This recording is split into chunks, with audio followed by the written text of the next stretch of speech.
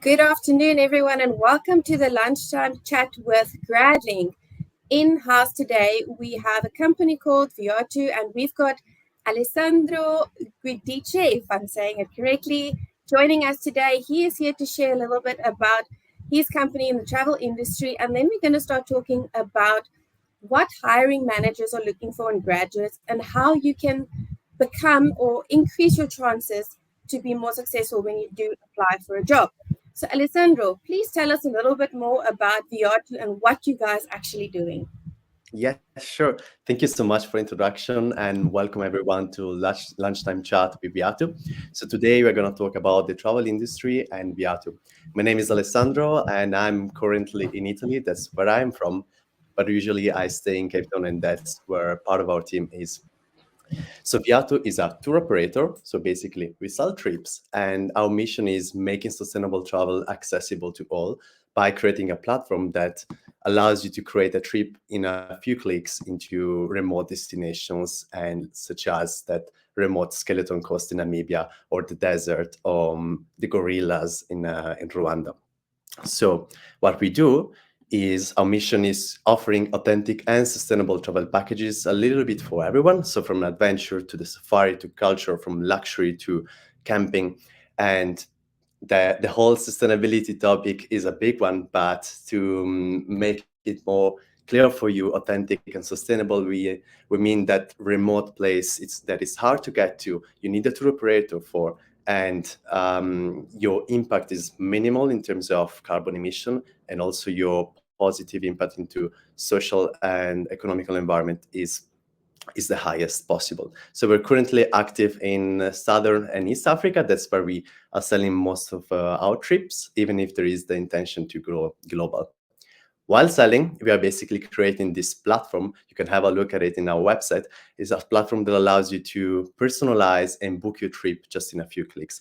So our market is mainly international. So we have many clients coming from Europe or the US. So our team is a little bit from everywhere. So we are a remote team, a little bit from Europe, from Latin America, from South Africa, from Namibia. We always try to meet at some point during the year. So we usually meet in Cape Town. We recently had a team event where we celebrated B Corp certification. So B Corp is a international certification that says that we certifies Viatu as a company that successfully focuses on sustainability. But we also do more fun stuff. So we of course meet for wine. So we meet for First Thursday in Cape Town. So there is a lot to do. We try to make the weekends as a moment for fun to meet the team as well when we are all in Cape Town. But also we also try to understand more about the product that we are selling and the experiences that we are selling. So we often go out there and understand. So like the picture on the right is when we were in Tanzania. I think it was in June last year, and it was amazing. It is amazing to understand how what is the experience that our clients are having, so that it gives you more motivation. And often you may be alienated from a remote job you don't really understand, and that's what we want to allow our team to, and we definitely want to motivate that. So that's basically what we do. You might recognize some of the destination in this picture. That's what we sell, and it is always very motivating to know that what we're selling is a lifetime experience to people. So we're not selling a click like Google will do, but we are selling something that is going to change your life, and we want our team to also to see what we are offering. So we are currently looking for a travel experience specialist, which is basically if you ever booked a trip for you or organized a trip for someone else, it is everything that comes after booking your trip. So it is all the recommendation is learning more about what are the best restaurants in Cape Town, what are the best wineries, what are the best activities. Then of course each person has different interests, and that's where it comes the travel experience specialist. You need to know what you want to recommend to someone and create these amazing recommendations. Plus, there is the whole support that comes when someone is traveling. So many things can happen, from a flat tire to a hotel not finding a booking. So the during trip support, and that's it. It's currently an internship for 4 to 6 months, with the intention of offering a full-time position and have you in the team. So thank you so much, and that's it for me.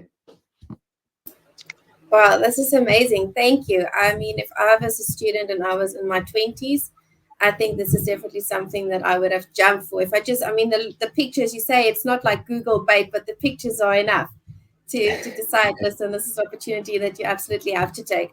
But Alessandro, you're saying that you are hiring for an intern right now, but even though, you might place someone now, you're going to keep hiring for interns or for students in future or graduates. If you can say from a hiring or from a recruiter's perspective, what if you have to choose three things that stands out for you, what do you typically look for in candidates? hmm Do you want me, by the way, to stop the screen sharing? Yes, let me share the screen from outside.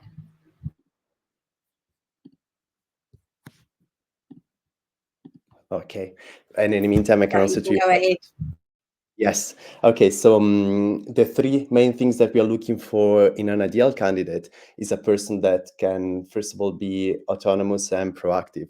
So we want you to, since it's a remote position, we want to be able you to be able to proactively do your job without just executing tasks. So what someone that thinks and applies his thinking into the job. That's basically one of the most important thing that I'm looking for, so that you're not just someone that does what I say, but like you challenge you. I eventually employers, and especially I, look for someone that can do something better than I do. So I don't want um, just someone that copy paste. So like just um, be yourself and apply your critical thinking, what you learned in your life and your studies. Then a person that has, second thing is a person that has a good and positive attitude, so that you know how to work in a team, how to collaborate, um, how to love the job. So of course you must love the industry and the product. And as a third thing is the whole technical skills that sometimes we call as digital literacy. So if you have completed your bachelor, your studies, or you have still ongoing bachelor, that's basically what I'm looking for. So you need to understand how to let's say use AI, use ChatGPT if you're using ChatGPT, use Google, do research, create presentations, present. So this is all the technical skills that you should learn or should have learned during your studies. And these are the three things.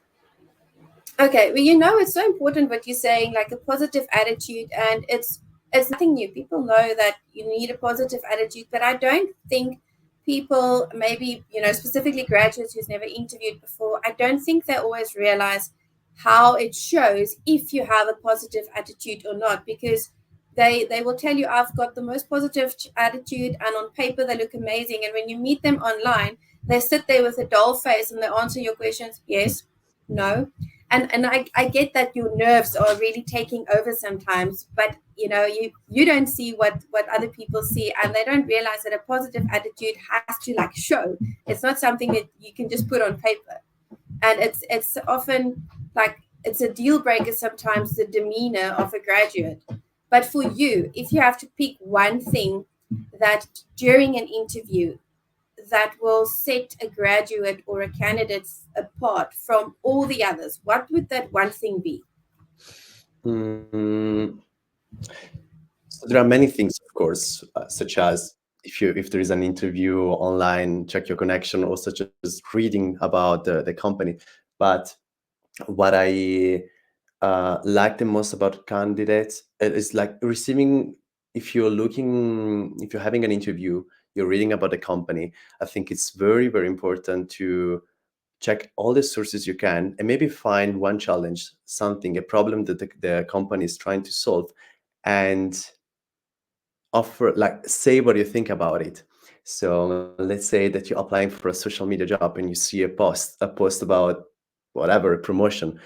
Think about that, see what is the problem, think about a problem that the company is trying to solve, and say, I actually think that you could, I don't understand why you have done this, or I think you could have done this differently. So try to put your thinking into, so into what a company is doing. And this, at least as an employer, it tells me that you really looked into the company, what we are doing, and also that you're offering, you're proactively trying to improve the the offering that we, or whatever a company is doing.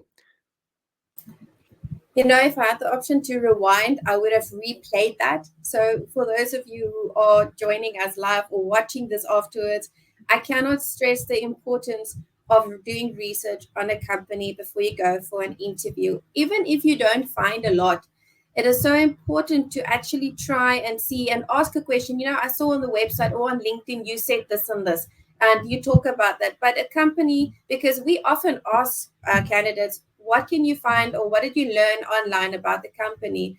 And man, it looks bad if they say, I didn't really read anything. Like, well, how did you prepare for the interview in the first place?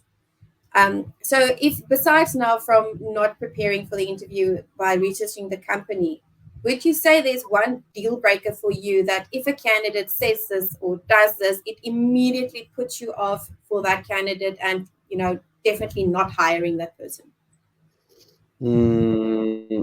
Look, the major deal breaker for me is the lack of preparation. Also about not just the company but the position itself. So it's not just about knowing what a company does, but what you've been applying for. I had interviews, for example, and I started the interview by simply asking, so can you sum up the position you applied for? And the person was like, oh yes, which position was that again? You're wasting your time and wasting my time. So, um, guys, I think that the thing that is really, really, really most important is the preparation. It is as much as a deal breaker as something that makes you like top candidate. 100%. If those of you are here, if you have any questions, please feel free to put this in the chat. You can ask Alessandro anything you want about this company, about the position, about hiring. But while you may be thinking of a couple of questions, I've got another one in mind that I've been thinking about. So we have students here that are undergrads, you know, they might have been studying a BA degree or a BCom degree or whatever degree, but they have this passion for travel and they want to get into the industry. But during their studies, maybe they haven't done any extracurricular activities. So, you know, not because they didn't want to, maybe they didn't have time, but now they want to make sure that they upskill themselves in a way so that when you look at all the CVs in front of you, that they will stand out. So, what kind of skills can they actually try and acquire that would help them if they want to go into the travel industry, but perhaps their undergrad study is not necessarily travel, but they really want to get into the space? What can they do to upskill? Okay. So first of all, I think very important to highlight that it is not that necessary to being a traveler or having traveled in the destinations that we offer. So I'm the first person that joined this company from Italy, not knowing anything about Namibia or South Africa and having to understand it firsthand. So like don't think about that as a deal breaker, but think about all the skills that you learned at university. So when I look at one, so imagine maybe you're applying for 70 jobs a week or 70 jobs a day, and we also as employers, we're receiving so many candidates. So when we look at one CV or like SCVs, we look at like first impression, first of all, counts. So you need to show that you're able to create one CV, so that you create a clean document, a structured document, that you understood how how to create CV. That's the first thing that I look at when I see that. Then be short and concise when you talk about yourself. So that shows that you're not creating an 8-page document to tell your life story, but you're able to summarize in one word, or just like in a document, in a one-page document, what makes you different, or what is about you. And I like seeing people that do extracurricular activities. So that's actually where I see most skills coming out. So let's say that you organize an event. This tells me that you can organize a trip. Or let's say that you're an athlete. That's very cool. It tells me that you understand what commitment is. So there are different skill set that you can bring. And there are so many. There is empathy, there is customer success, there is being able to sell, there is being able to organize things. But do really think about what your personal experiences and studies taught you as soft skills. And that definitely is gonna make you different from all the others, because it's about what you learned and all the soft skills you learned that you're not going to learn by reading a book. Sure.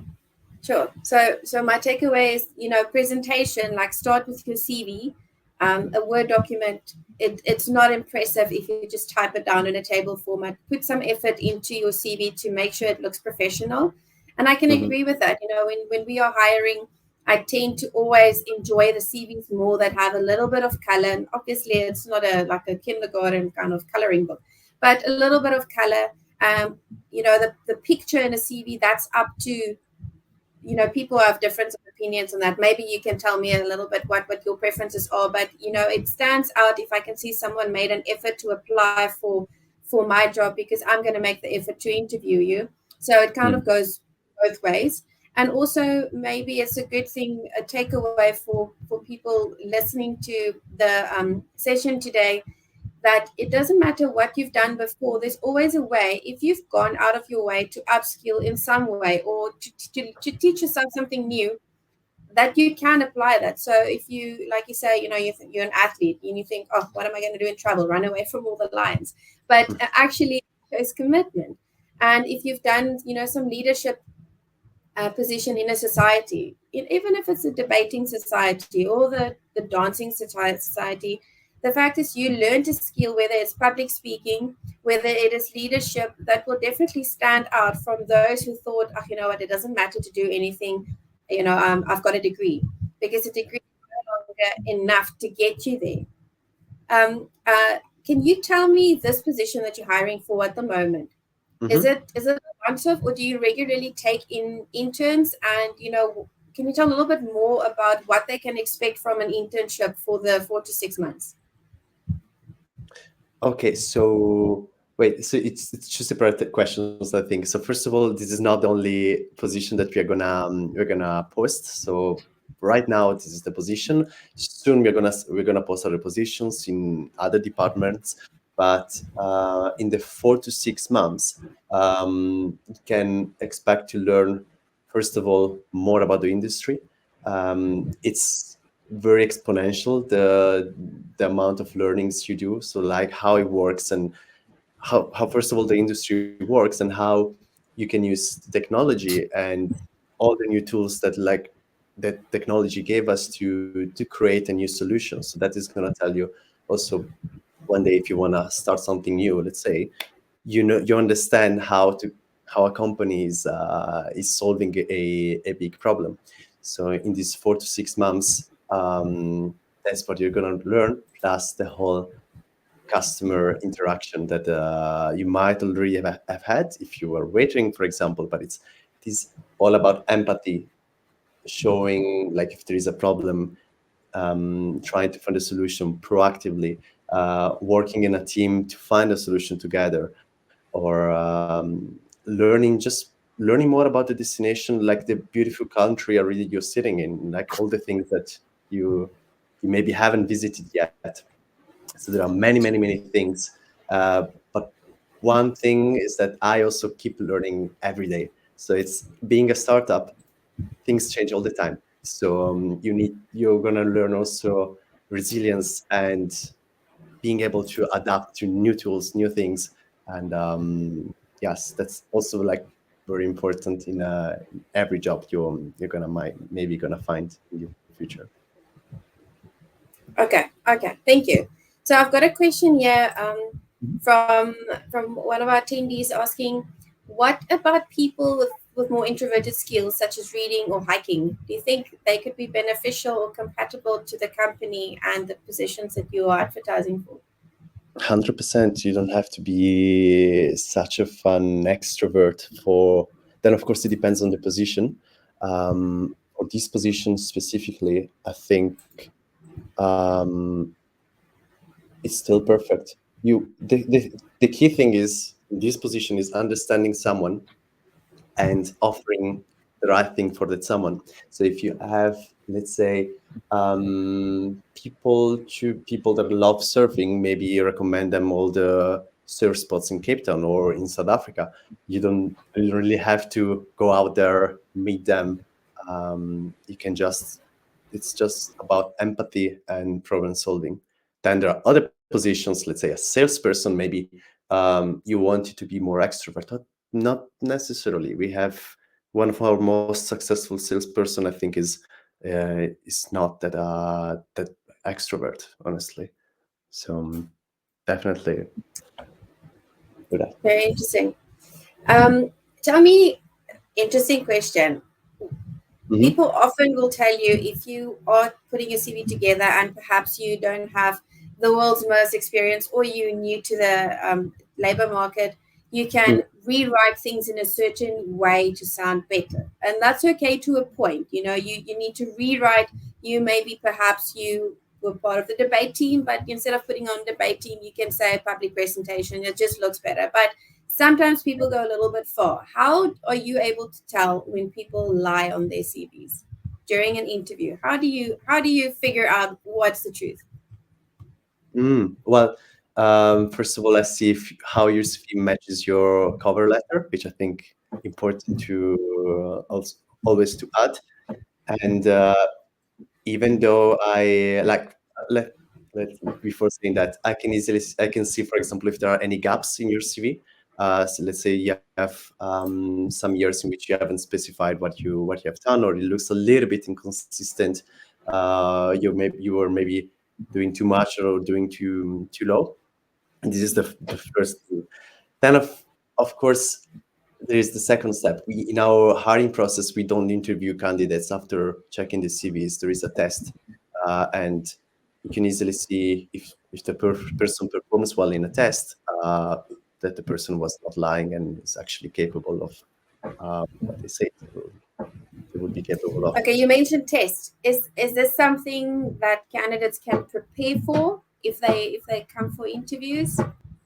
Well, you don't have to prepare for a test. That's how we want it to be. You just it's just about solving a problem, so you don't have to study anything. Actually, I couldn't even help in it's about, let's say, if in the test I'm asking you how to solve a customer problem, I cannot teach you how to prepare for empathy. It's just something that you have to show, or like how to solve a problem. It's just about that. The test is about seeing how you think, and also in general what you learned in your studies or whatever side activities you have done in your life.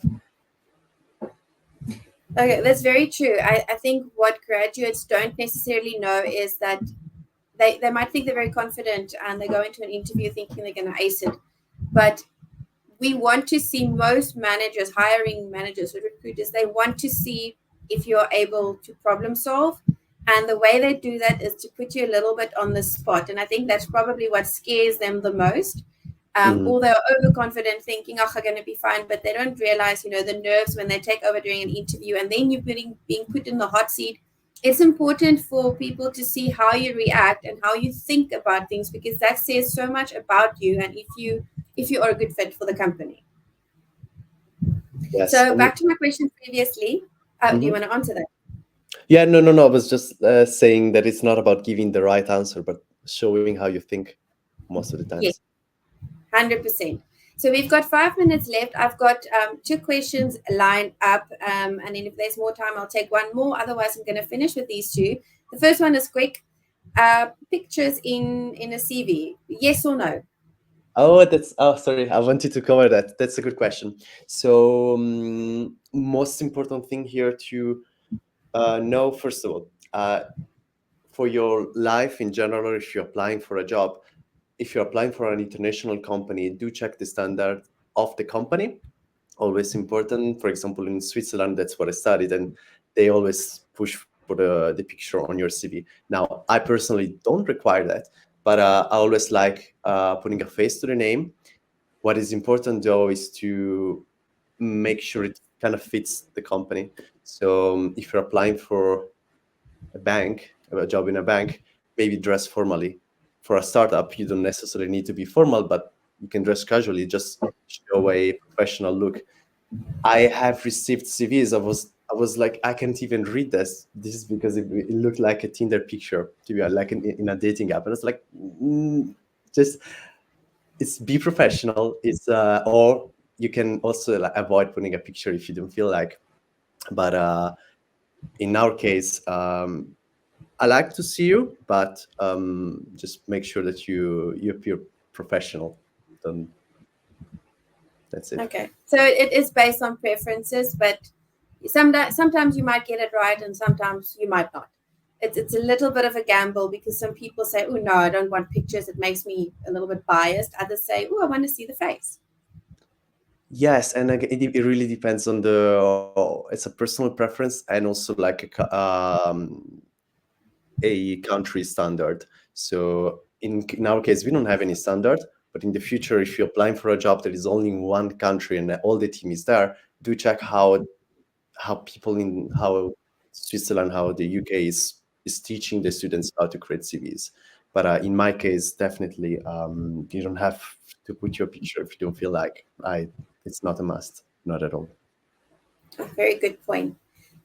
Then the last question, with 3 minutes to go. With candidates, this is for the job that you're advertising, if they have traveled extensively in the region that you prefer, so it's Southern Africa, Eastern Africa, would their travel experience be preferred, or does it not really matter? I think you kind of said before it doesn't, but it does help, I'm sure. Definitely does help because you know what we are talking about.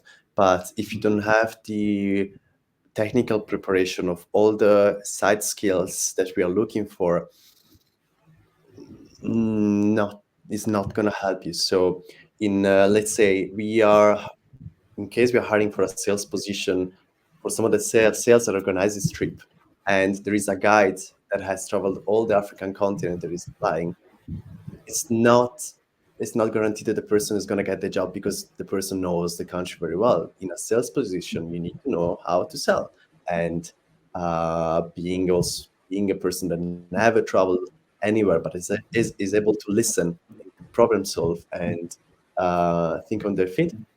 That's enough, and you can learn these things, or you can see the places.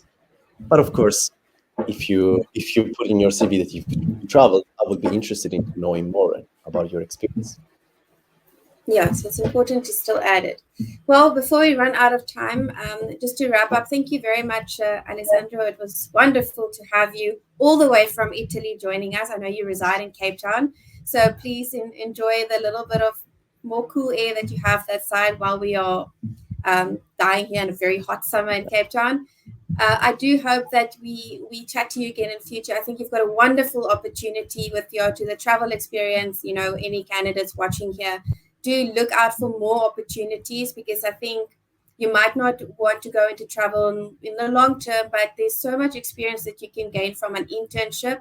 It's absolutely worthwhile. Plus, Viatu actually offers the opportunity for you to come on board full time. With that, thank you very much, Alessandro. Thanks to you, and have a wonderful day. Thank you.